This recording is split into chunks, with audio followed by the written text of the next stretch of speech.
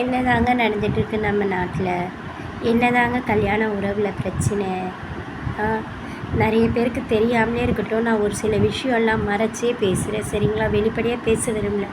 ஒரு சினிமாவை பார்த்து நல்லதை கற்றுக்கோங்க. 100 நாள் படம் மாதிரி பண்ணி வச்சுருக்கீங்க. என்னங்க அசால்ட்டாக ஒரு குழந்தைங்க உயிர் போயின்ட்டுருக்கு, ஒரு புருஷன் உயிர் போயின்ட்டுருக்கு, ஒரு மனைவி உயிர் போயின்ட்டுருக்கு, கண்மூடித்தனமாக உயிர் எடுத்துகிட்ருக்கீங்க. இது எல்லாத்துக்கும் காரணம் செக்ஸ் செக்ஸ் செக்ஸ் செக்ஸு. அதில் அப்படி என்ன தாங்க இருக்குது நான் கேட்குறேன். எங்கே லவ் பண்ணி தானேங்க கல்யாணம் பண்ணுறீங்க? வீட்டில் பார்த்து வச்சாலும் விரும்பி தானேங்க வாழ்க்கையை நடத்திருக்கீங்க. அது எப்படிங்க 15-13 வருஷத்துக்கு அப்புறம் வாழ்க்கை கசக்குது உங்களுக்கெலாம்? புரியவே இல்லை. ஏங்க அன்புங்கிறது நீங்கள்லாம் என்னங்க நினச்சிட்ருக்கீங்க? தின்ஸாக வெளியே போகிறதோ, ஷாப்பிங் மால் போகிறதோ, சும்மா கையை பிடிச்சி கொண்டாடுறதோ, ஒரு கூல்ட்ரிங்க்ஸை வாங்கி ஒரு ஸ்ட்ரா போட்டு உரியறதும், ஒரே தட்டில் எடுத்து சாப்பிட்றது, ஈனி இழிக்கிறதும், செல்ஃபி எடுக்கிறது, இதுதான் லைஃபா? இல்லைங்க, இல்லவே இல்லை. தப்பாக புரிஞ்சுக்கிட்டு இருக்கீங்க. அன்பு வாழ்க்கைன்றது என்னென்னா, ஒருத்தரை பற்றி ஒருத்தரை நல்லா புரிஞ்சுக்கிறது, சரிங்களா? ஒருத்தர் தவறே பண்ணாலும் சரி மன்னித்து, இவங்க யார், நம்ம மனைவி தானே, நம்ம கணவன் தானே, விட்டு கொடுத்து போகிறது. அன்பால் மட்டும்தான் ஒரு இதயத்தை ஜெயிக்க முடியும், சரிங்களா? நீங்கள் நினைக்கிற கனவு உலகம்லாம் சினிமாவெல்லாம் பார்த்துட்டு இது பண்ணாதீங்க. சினிமாவில் பார்த்தீங்கன்னு வச்சுக்கோங்களேன், லவ் பண்ணி கல்யாணம் பண்ணி காமிக்கிறதோட முடிச்சிடுறாங்க. அதுக்கப்புறம் குழந்தை பெற்றுக்கல ஆரம்பித்து, படிக்க வைக்கிறதுல ஆரம்பித்து, வாழ்க்கை நடத்துறதுல ஆரம்பித்து, கம்யூனிட்டி சர்டிஃபிகேட் வாங்குகிற வரைக்கும் பிரச்சனைகள் காமிக்கிறது இல்லை, சரிங்களா? ரியல் லைஃப் வேறு, ரியல் லைஃப் வேறு. அது நீங்கள் புரிஞ்சுக்கோங்க. நீங்கள்லாம் என்னங்க நினச்சிட்டீங்க? விதவிதமாக ஷாப்பிங் மால் போகிறதும் ஜாலியாக என்ஜாய் பண்ணுறதுமா? கிடையவே கிடையாது. நான் இங்கே யாருடைய லைஃப்பையும் உதாரணம் வச்சு சொல்லலை, என் லைஃப்லேயே வச்சு உதாரணம் சொல்ல. நான் பெருசாக ஹனிமூன் போனது கிடையாது. என் வீட்டுக்காரும் நானும் ரொம்ப உட்காந்து கொஞ்சம் கொள்ளாவி பேசுறதுக்கெலாம் கிடையாது, சரிங்களா? இன்றைக்கி வரைக்கும் அவர் என்கிட்ட என்ன குறை இருக்குன்னு கண்டுபிடிச்சிட்டு தான் இருக்கார். நான் அவர்கிட்ட 24 மணி நேரம் சண்டை, கீரி பாம்பு சண்டையை பார்க்க தவறிட்டீங்க. யாரும் பார்த்ததில்லை இந்த ஜென்ரேஷன்னால். எங்கள் வீட்டுக்கு வாங்க, கண்டிப்பாக பார்க்கலாம்.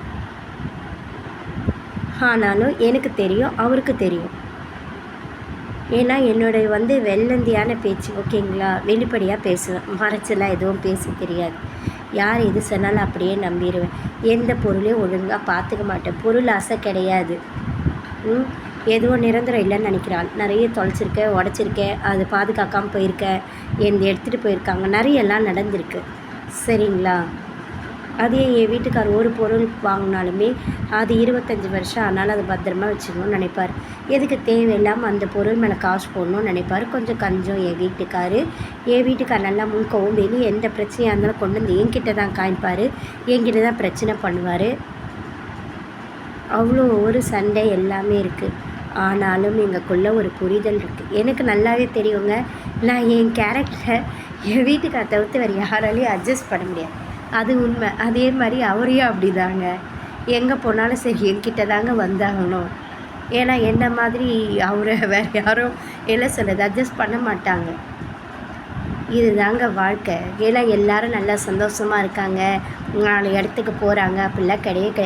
இன்றைக்கி வரைக்கும் சொல்கிறேன், என்னுடைய ட்ரெஸ்ஸே நீங்கள் பார்த்தீங்கன்னா, நம்மளாலும் சரி நம்மளனாலும் சரி குறைஞ்சபட்சம் 1000 ரூபாய்க்கு 4 செட்டு ட்ரெஸ் எடுப்பேங்க. 1000 ரூபாய்க்கு 4-5 வரா மாதிரி தான் எடுப்பேன். மிஞ்சி போச்சுன்னா குறைஞ்சபட்சம் 300 ரூபாய் ஹையஸ்ட்டு ப்ரைஸ் இருந்து, சரிங்களா? அதே மாதிரி பார்த்திங்கன்னா இந்த மஷ்ரூம், பானிபூரி, சிப்ஸு இதை தான் நான் சாப்பிட்ருக்கேன். எனக்கு இதுதான் தெரியும். இந்த ஜிலேபி, ஜாங்கிரி, லட்டு. அதுக்கப்புறம் பார்த்திங்கன்னா பெருசாக பார்த்திங்கன்னா இந்த ஷாப்பிங் மால் போகிறது அதெல்லாம் எதுவுமே கிடையாது. என் வீட்டுக்காரோட மார்க்கெட்டுக்கு போவேன், காய்கறியை வாங்குவேன், சமைப்பேன், அவ்வளோதான். அதில் இருக்கிற அதுலேயும் குறையாக கண்டுபிடிப்பார். இது நல்லா இல்லை, அது நல்லா இல்லை, இது எப்படி, அது எப்படின்னு கேட்பார். எங்கள் அம்மா கிட்டே போய் எங்கள் அக்கா கிட்டே கூட சரி என்னை பற்றி குறை தான் சொல்வார். இதுக்காக நான்லாம் என்ன பண்ண முடியும் சரிங்க பார்ப்போம். ஆனால் எனக்கும் நல்லா தெரியுங்க, சரிங்களா? நம்ம 1000 ஆசைப்படலாம், 1000 கனவு வைக்கலாம், 1000 உறவுகள் வரலாம். இன்றைக்கும் எங்கள் வீட்டில் எனக்கு சொல்லக்கூடிய அட்வைஸ், புருஷன் மாதிரி யாரும் வராது. அன்பாக இன்றைக்கி பேசுகிறாங்க, புருஷனை மாதிரி தாங்க முடியாது. ஒரு சில பேர் அறிவாக ஏற்றுக்கிறாங்க, ஒரு சில பேரால் அது ஏற்றுக்கக்கூடிய பக்குவம் இல்லை. ஏங்க அன்பாக பேசுகிறது, ஆதரவாக பேசுகிறது, வெளியே கூப்பிட்டு போகிறது, என்ஜாய்மெண்ட் பண்ணுறது, வகை வகையாக வாங்கி சாப்பிட வாங்கி தரது, ஒரு சினிமா கூப்பிட்டு போகிறது, இது பேர் அன்பு நினச்சி ஏமாந்து இப்படி புருஷனை வேண்டான்னு இது பண்ணுறீங்களா? கிடையவே கிடையாதுங்க. அன்புங்கிறது எதில் தெரியுமாங்க இருக்குது? நம்மளுக்கு எதுவுமே நிரந்தரம் இல்லை. நம்ம உறவுகளாலேயே நம்மளுக்கு அன்பை தர முடியல. நம்மளுக்கு உரிமை உள்ளவங்கக்கிட்டேயே நம்மளுக்கு கிடைக்கல. அப்போ வெளியாளுங்கிட்ட கிடைக்கிற அன்பு எப்படி இருக்கும்? அது உண்மையாக இருக்குமான்னு தேர்ந்தெடுக்க வேண்டியது நம்ம கடமை இல்லையா? நம்ம உறவுகளை நம்மளே உயிர் எடுத்துடலாமா? அது நம்ம உறவு இல்லையா? நம்ம ரத்தம் இல்லையா? நம்மளை நம்பி வந்த உறவு இல்லையா? யோசிங்க, யோசிச்சு பாருங்கள். சரிங்களா? 1000 ஆசை வரலாம், 1000 கனவுகள் வரலாம், 1000 காதல் வரலாம். ஆனால் ஒரு நிமிஷம் யோசிச்சு பாருங்கள். நம்ம பெற்றவங்கக்கிட்ட, நம்ம புருஷன்கிட்டே நம்மளுக்கு கிடைக்காத ஒரு அன்பு, ஒரு புரிதல், ஒரு ஆறுதல், ஒரு இரக்கம், கருணை 3வது மனுஷன்கிட்ட கிடைச்சிருமா? அப்படியே கிடைச்சாலும் அது உண்மையாக இருக்குமா? அப்படியே உண்மையாக இருந்தாலும் அது எவ்வளோ நாள் நிலைக்கும்? யோசிங்க, தயவு செஞ்சு யோசிச்சு பாருங்கள். ஒரு உயிர் எடுக்கிறது, தவறு செய்கிறது எல்லா நிமிஷமாக நடந்து முடிஞ்சிடும். அதுக்கப்புறம் வர பக்க விளைவுகள் யோசிங்க. முடிஞ்ச அளவுக்கு உறவுகளை விட்டுறாதீங்க. ஏன்னா நம்மளை நம்பி வந்த உறவு. 1000 ஆசை, 1000 கனவு எல்லாம் நமக்கு இருக்கட்டும், அது நடக்காமல் கூட போட்டோம், நம்மளுக்கு ஆப்போசிட்டாகவே அமையட்டும் வாழ்க்கை. ஆனால் நம்ம புரிஞ்சுக்கணுங்க, இதுதானே. வேறு எங்கே தேடி போனாலும் சரி, செக்ஸ் அதுதான், உடல் சுகம் மட்டும்தான். நம்மளுக்கு உண்மையாலே அன்பு கிடைக்காது, சலிப்பு தான் தட்டும். அதை புரிஞ்சு நடந்தீங்கன்னா ரொம்ப நல்லாயிருக்கும். வாழ்க்கையில் யதார்த்தத்தை பாருங்கள், சரிங்களா? யதார்த்தமாக இயல்பாக வாழ பாருங்கள். புரிஞ்சு நடங்க, வாழ்க்கையில் தெரிஞ்சு நடங்க, தெளிவாக இருங்க, அறிவாக இருங்க.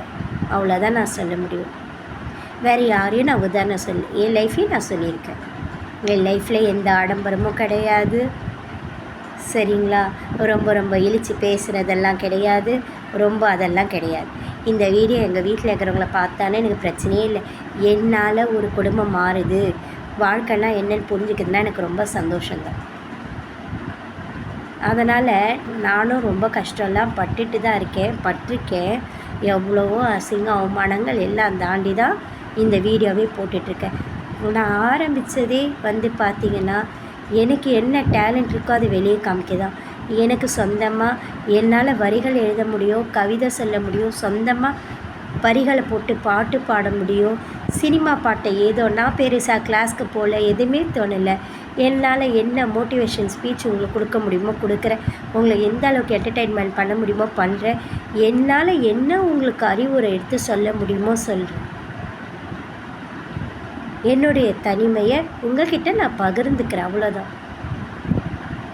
நீங்களும் தயவு செஞ்சு மாற பாருங்கள். உங்கள்கிட்ட இருக்கிற திறமையை நான் உண்மையாலே தான் சொல்கிறேன். ஒரு யூடியூப்பில் எடுத்து உங்களுக்கு சமைக்க தெரியுமா, சமைச்சு போடுங்க. பாட்டு பாட தெரியுமா, பாட்டு பாடி போடுங்க. உங்களுக்கு கவிதை எழுத தெரியுமா, அதை அழகாக கவிதை எழுதி அதை அழகாக உங்களுக்கு தெரிஞ்ச மாதிரி வாசித்து காட்டுங்க.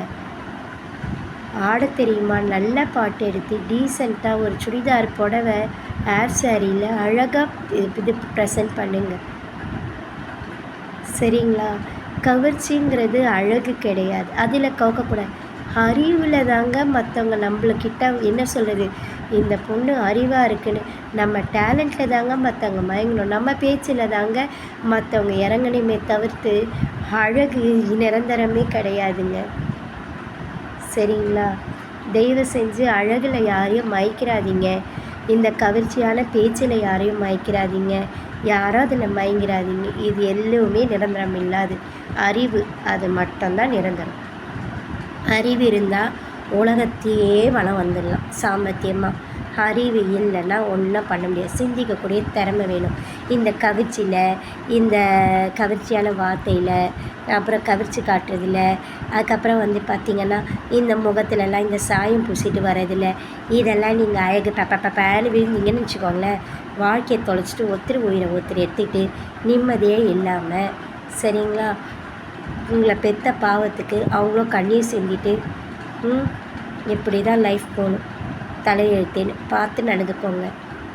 நன்றி.